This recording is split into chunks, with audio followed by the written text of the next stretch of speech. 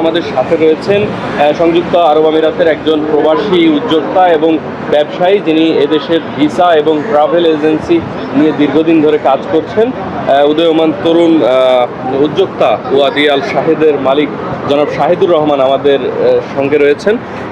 আপনার মাধ্যমে দর্শকদেরকে জানাতে চাই সংযুক্ত আরব আমিরাতের এই মুহূর্তে ভিসা পরিস্থিতি কি, সেটি যদি সংক্ষেপে বলতে চান। প্রথমত যদি এক শব্দে বলি, বাংলাদেশিদের জন্য ভিসার অবস্থা খুবই শোচনীয়। বিষয়টা হচ্ছে বাংলাদেশিদের জন্য বর্তমানে outside country, inside country visit visa completely বন্ধ আছে। বাংলাদেশিদের জন্য employment visa outside country, inside country, normal প্রফেশনে কমপ্লিটলি বন্ধ আছে। যদিও যাদের অরিজিনাল সার্টিফিকেট আছে হাই প্রফেশনালের, ইনসাইড কান্ট্রি এবং আউটসাইড কান্ট্রি কিছু ভিসা হচ্ছে। তবে বাংলাদেশিদের জন্য ইনভেস্টর ভিসা আউটসাইড কান্ট্রি বন্ধ আছে, ইনসাইড কান্ট্রি চালু আছে, তবে বিভিন্ন নানা জটিলতা এবং পার্মানেন্ট কন্ডিশনের কারণে বাংলাদেশিরা করতে পারছে না। কিছুদিন পূর্বে আবুধাবির ইনভেস্টর ভিসা চালু থাকলেও বর্তমানে সেখানে একটা জটিলতা দেখা দিয়েছে। এর পাশাপাশি যদি বলি, বাংলাদেশিদের জন্য বর্তমানে ফ্যামিলি ভিসা কমপ্লিটলি বন্ধ আছে আউটসাইড কান্ট্রি বাংলাদেশিদের জন্য। সুতরাং ভিসার যদি পরিস্থিতি বলি, এই কয় প্রকার ভিসাই মোটামুটি হয়ে থাকে আরব আমিরাতে। সকল প্রকার ভিসার দ্বার বাংলাদেশিদের জন্য বন্ধ আছে। শুধুমাত্র বর্তমানে ফ্রি জোনে ভিসাটা, নামমাত্র ফ্রি জোনে ভিসাটা চালু আছে। ফ্রি জোনের কোম্পানিগুলো থেকেও কিছু রেস্ট্রিকশন থাকার কারণে সবাই চাইলেও ফ্রি জোন কোম্পানিগুলোতে জয়েন করতে পারে না। বিশেষ করে যারা প্রবাসী শ্রমিক আছেন, দীর্ঘদিন পুরাতন অনেক বছর এখান থেকে কাজ করতেছেন, যারা আরব আমিরাতে কাজ করছেন, তাদের স্যালারি এক্সপেকটেশন বা তাদের কাজের অভিজ্ঞতা অনুযায়ী তাদের স্যালারি একটু বেশি এক্সপেকটেশন থাকে। সেক্ষেত্রে ফ্রি জোন কোম্পানিগুলো খুব কম মূল্যে স্যালারি অফার করে থাকে, খুব অল্প স্যালারি অফার করে থাকে। সেক্ষেত্রে অনেক প্রবাসী ইচ্ছা করলেও তাদের দীর্ঘদিনের শ্রম এবং দীর্ঘদিনের অভিজ্ঞতাকে কাজে লাগিয়েও ভালো মূল্যের একটা স্যালারির একটা জব পাচ্ছে না। তবে জব পাওয়ার পরেও শুধু ভিসার কারণে, ভিসার জটিলতার কারণে ভিসা লাগাতে পারছে না। ইভেন আমরা যারা এখানে ব্যবসা করছি, আমরাও ব্যবসার ক্ষেত্রে নানা জটিলতা পোহাচ্ছি। আমরা স্টাফ নিতে পারতেছি না। আমরা চাইলেও আরও বড় পরিসরে আরও একাধিক ব্রাঞ্চ ওপেন করতে চাইলেও করতে পারতেছি না। আপনারা হয়তো দেখে থাকবেন, আমরা হয়তো 1 বছর পর পর একটা ব্রাঞ্চ ওপেন করতে হয়, কারণ ভিসা জটিলতা আমরা এমপ্লয়ি হায়ার করতে পারতেছি না। পাশাপাশি আমরা চাইলেও আমরা আদার কোনো স্টেটে ভিসা ওপেন না থাকার কারণে আমরা ব্রাঞ্চ ওপেন করতে পারতেছি না। সুতরাং সরকারের কাছে এবং সরকারের কাছে আকুল আবেদন থাকবে বাংলাদেশের ভিসার ব্যাপারে কার্যকরী কোনো পদক্ষেপ নেওয়ার জন্য। ধন্যবাদ আপনার প্রশ্ন। আসসালামু আলাইকুম everyone, welcome to our brand new tutorial. আপনারা যারা সংযুক্ত আরব আমিরাত দুবাইয়ের অভিবাসন প্রত্যাশী রয়েছেন, তাদের জন্য আজকের ভিডিওটি খুব গুরুত্বপূর্ণ। বেসিক্যালি আজকের ভিডিওতে আমরা দুবাইয়ে কোন কোন ভিসা চালু রয়েছে অথবা কিভাবে আপনারা দুবাইতে মুভ অন করতে পারবেন সেই সংক্রান্ত তথ্য নিয়ে আজকের ভিডিওতে আমরা আলোচনা করব। সংযুক্ত আরব আমিরাত দুবাই বাংলাদেশি প্রবাসীদের জন্য বর্তমানে ভিসা জটিলতা যেটি রয়েছে সেটি কিন্তু শিথিল করে দিয়েছে। অর্থাৎ আগে যে ভিসা সংক্রান্ত বিভিন্ন ধরনের জটিলতা ছিল সেটি কিন্তু এখন অনেকাংশে কমে গিয়েছে। এখন চাইলে কিন্তু আপনারা বাংলাদেশ থেকে দুবাইয়ের যে ভিজিট ভিসা রয়েছে সেটির জন্য অ্যাপ্লিকেশন করতে পারবেন। সেক্ষেত্রে অবশ্যই আপনাকে কিছু ক্রাইটেরিয়া অথবা কিছু নিয়মকানুন রয়েছে যেগুলো আপনাকে অবশ্যই মেনে চলতে হবে এবং যেগুলো আপনাকে অবশ্যই মানতে হবে। আর আপনি যদি এই নিয়মকানুনগুলো না মানেন তাহলে আপনি কখনোই দুবাইয়ের যে ট্যুরিস্ট ভিসা অথবা ভিজিট ভিসা রয়েছে সেটি পাবেন না। শুধু তাই নয়, বর্তমানে আপনারা বিভিন্ন কোম্পানিতেও ওয়ার্কার ভিসার জন্য অ্যাপ্লিকেশন করতে পারবেন।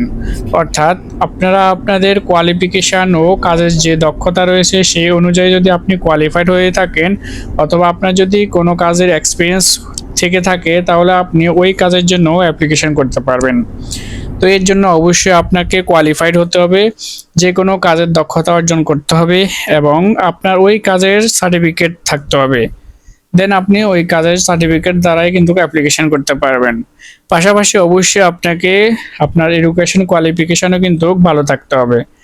আপনাকে অবশ্যই সর্বনিম্ন যে এসএসসি অথবা এসএসসি সমমানের যে সার্টিফিকেট রয়েছে সেটি থাকতে হবে, তাহলে কিন্তু আপনি কাজের ওয়ার্কার ভিসার জন্য অ্যাপ্লিকেশন করতে পারবেন। কারণ বর্তমানে যে হাই প্রফেশনাল ভিসাগুলো আছে সেগুলো কিন্তু এখন হাই প্রফেশনাল ভিসাগুলো ইস্যু করা হচ্ছে। বিশেষ করে হাই প্রফেশনাল ভিসাগুলোকে কিন্তু প্রাধান্য দেওয়া হচ্ছে, কারণ কেউ চায় না যে তাদের দেশে একজন অশিক্ষিত বা আনএডুকেটেড অথবা যাদের স্কিল নাই, আনস্কিল, তারা কিন্তু ওই ধরনের লোকগুলোকে কিন্তু তারা কি অ্যাপ্রুভ করবে না, তারা ডিরেক্টলি রিজেক্ট করে দিবে। তো অবশ্যই আপনারা আপনাদের কাগজপত্র সবকিছু ডকুমেন্টস রেডি করে তারপরে কিন্তু আবেদন করবেন। এর পাশাপাশি অবশ্যই আপনারা আপনাদের লিগেল ডকুমেন্টসগুলো সাবমিট করবেন। এখানে কোনো ফেক ডকুমেন্টস সাবমিট করবেন না, কারণ আমরা বাঙালিরা বেশি চালাক। আমাদের অনেক প্রবাসী বাংলাদেশি রয়েছে যারা কিন্তু এর আগে কিন্তু দুবাইতে মুভ অন করেছিল, প্রায় যারা এখন থেকে 10 বছর অথবা 5-7 বছর আগে মুভ অন করেছিল, তারা কিন্তু বিভিন্ন ধরনের জালিয়াতি করে কিন্তু দুবাইতে গিয়েছিল। এক নাম্বার হচ্ছে তাদের বয়স বৃদ্ধি, ঠিক আছে, এরপর কোনো এডুকেশনাল কোয়ালিফিকেশন নেই, এরপর হচ্ছে কোনো কাজের অভিজ্ঞতাও নেই। সরাসরি তারা বাংলাদেশ থেকে দালালের মাধ্যমে অথবা বিভিন্ন ধরনের এজেন্সি রয়েছে তাদের মাধ্যমে অতিরিক্ত টাকা দিয়ে, অর্থাৎ অতিরিক্ত টাকা দিয়ে ঘুষ দিয়ে তারা কিন্তু বাংলাদেশ থেকে দুবাইতে মুভ অন করেছিল। অনেকেই ভিজিট ভিসাতেও মুভ অন করেছিল, তারপরে সেখান থেকে আর আসে নাই।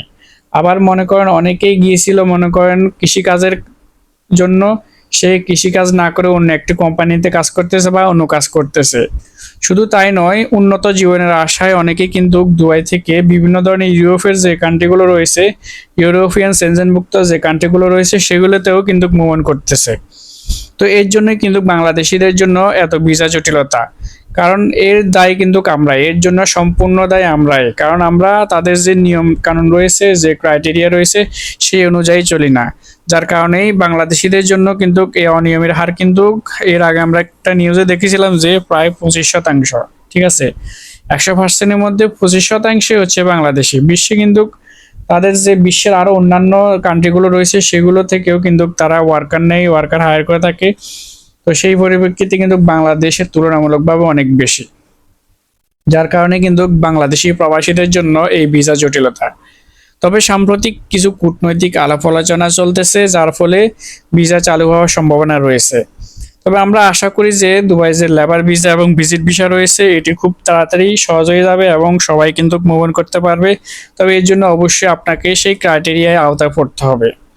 আপনি যদি একজন আনএডুকেটেড হন, আনস্কিলড হন, তাহলে কিন্তু আপনি উন্নত কোনো রাষ্ট্রে গিয়ে আপনি কিছু করতে পারবেন না। সেক্ষেত্রে আপনি যেমন কিছু করতে পারবেন না, দেশেরও আপনার সম্মান মান ক্ষুণ্ণ হবে এবং আপনিও বিভিন্ন ধরনের সমস্যা পড়বেন। তো এর জন্য অবশ্যই আপনারা আপনাদের দক্ষতা ক্রাইটেরিয়া অনুযায়ী, আপনি আপনার ওজন অনুযায়ী আপনি অ্যাপ্লাই করবেন। ঠিক আছে, আপনি যে কাজের দক্ষ অথবা আপনার যে এডুকেশন কোয়ালিফিকেশন রয়েছে সেই অনুযায়ী অ্যাপ্লিকেশন করবেন। তো বর্তমানে কিন্তু তারা অ্যাপ্রুভাল দিতে তারা কিন্তু পরীক্ষা নিয়ে থাকে। ঠিক আছে, তারা পরীক্ষার মাধ্যমে কিন্তু অ্যাপ্রুভাল দিয়ে দেয়। আগে যেরকম আপনি কাগজপত্র জমা দিয়েছেন, কাগজপত্র দেখে ওকে সাবমিট করে দিয়েছে, হ্যাঁ সিল মেরে আপনাকে ভিসা দিয়েছে দিয়ে, এরকম কিন্তু আর হবে না।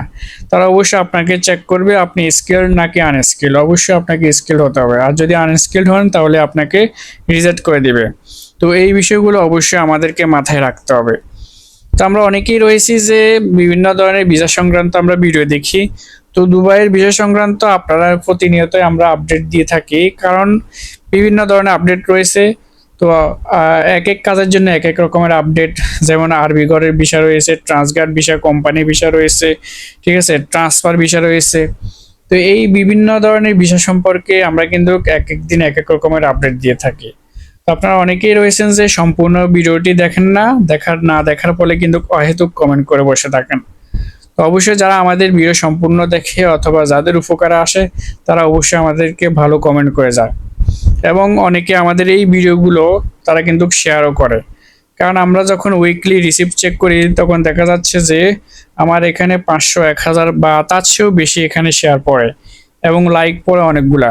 তো অবশ্যই এর কারণ হচ্ছে যাদের প্রয়োজন, যারা এগুলো জানে না, যাদের প্রয়োজন তাদের কিন্তু উপকার হয়। মনে করেন আপনি একটা খবর শুনেছেন, আপনি আবার ভিডিওটি দেখার ফলে বলতেছেন যে এটি তো অনেক আগের খবর, আপনি কেন দিচ্ছেন? আরে ভাই, আপনি জানছেন তো, সবাই তো আর জানে না। ঠিক আছে, আপনি জানতে পেরেছেন, হয়তো খবরটি আপনি কোনো না কোনোভাবে এর আগে জেনেছেন। হয়তো আপনার মতন আরো শত শত হাজার হাজার মানুষ রয়েছে যারা কিন্তু এই খবরটা সম্পর্কে অবগত নয়।